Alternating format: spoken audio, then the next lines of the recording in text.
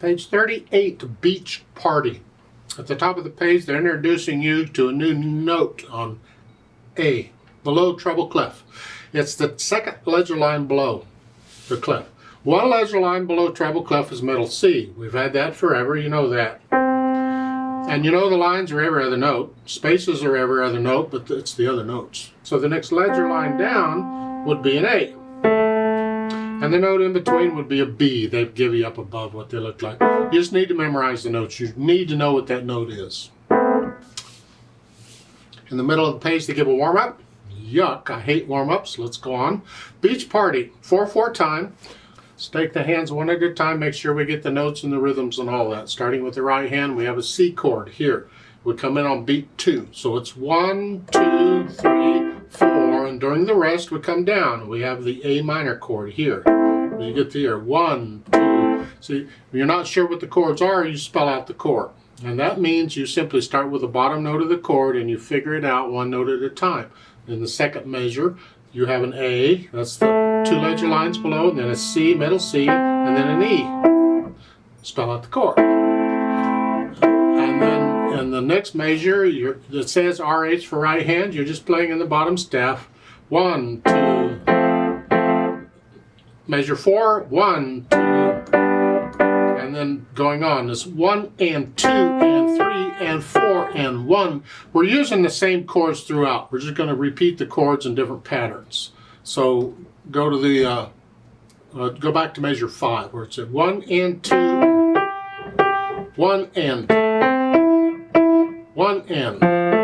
Okay, jump over to measure 9. That's different. This is a new pattern.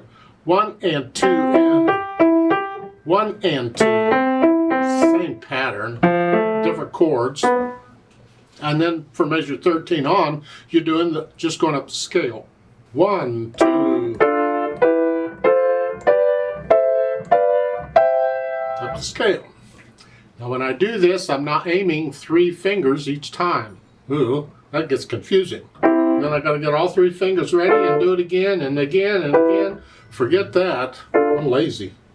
I aim 1 finger, I keep my hand in that position, and the other fingers should do what they're supposed to do.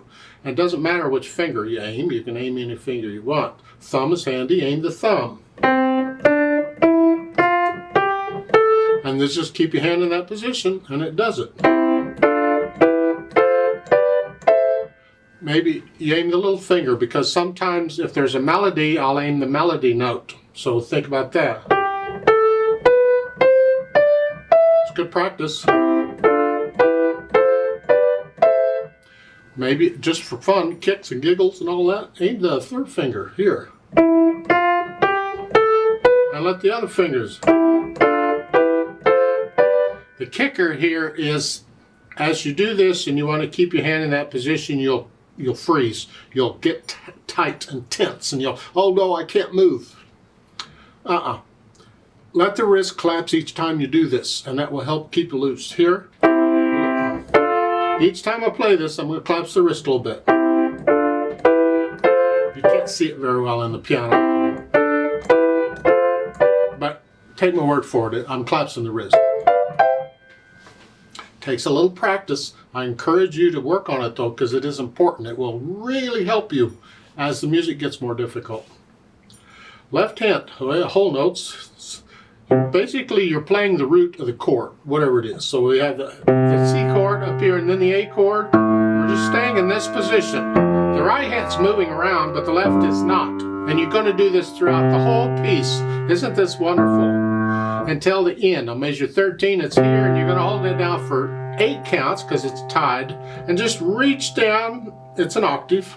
2 ledger lines below bass clef is C. Apparently we've had the note because there it is. Put the hands together slowly. 1.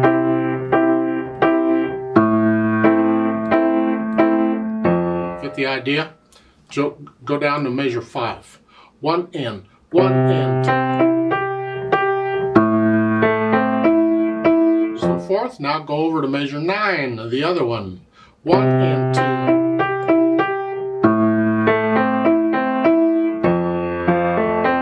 And then the last measures there, measure 13 on, you're here.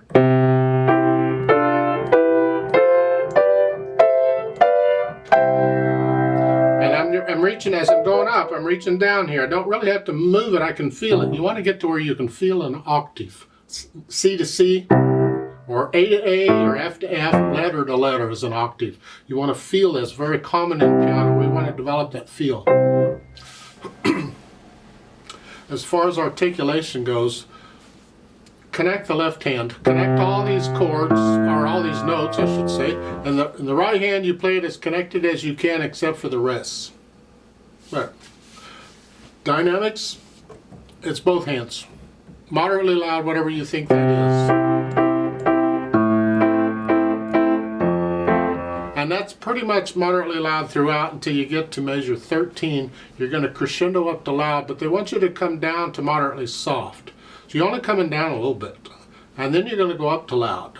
Well, if you don't plan it out, you'll be loud by the beginning of measure 14. You'll be loud that soon. You'll be loud right there. Plan it out. Maybe in measure 13, I'm staying pretty much moderately soft. Then I go up just a hair more. Now I'm loud. So I'm planning it out, but most of the getting loud toward the end. Plus there's a retardando there. You see in measure 14, the RIT, ritenuto, retardando. Power. They mean the same thing. Gradually slow down. Don't make the sound between the notes. We don't want a lot of sound between them. Just lift up. You're just playing them more slowly is all. So you get all that worked out, and then as far as how fast it goes, the speed-wise, it's up to you. It's a party. I mean, if you've had a few glasses of wine, you may want to play this a little faster, but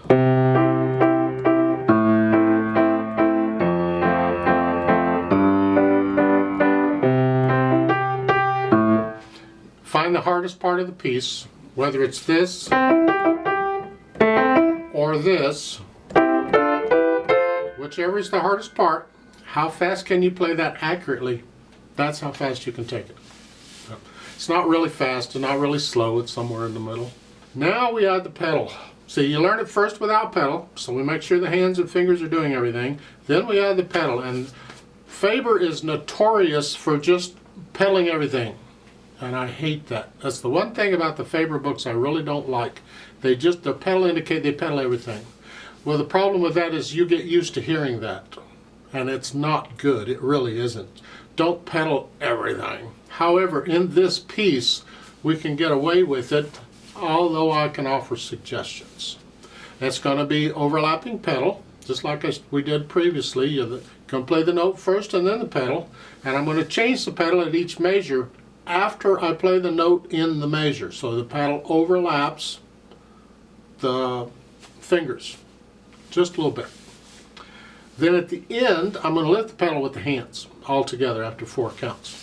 So at the beginning it's this way, pedal,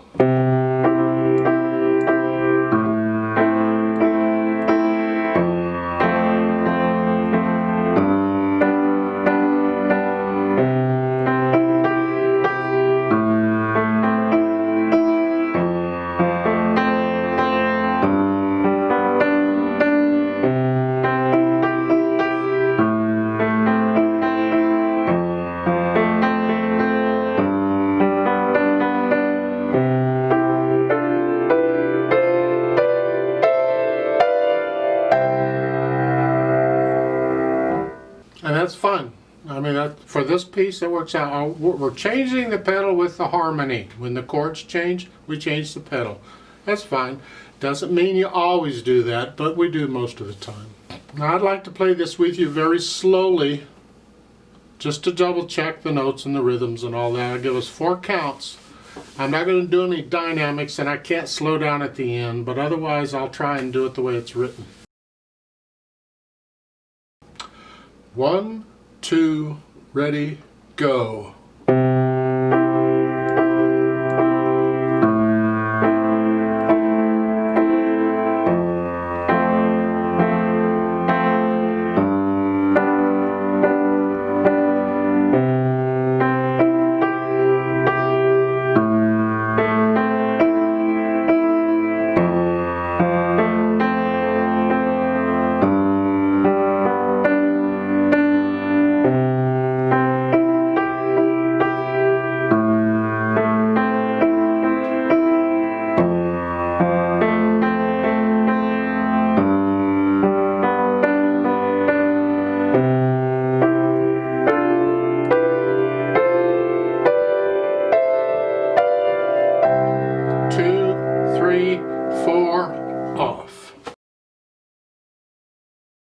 play the duet with you. That's at the bottom of page 39. So I'll do that and you do what you just did. You can stay right where you're at and we'll do that together. I'll give us 4 counts. 1, 2, ready, go.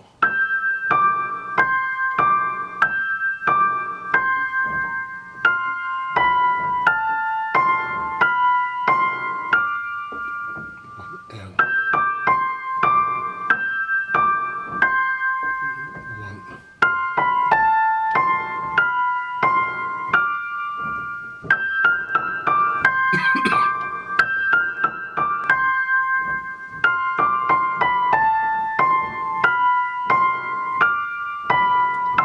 2, 3, 4.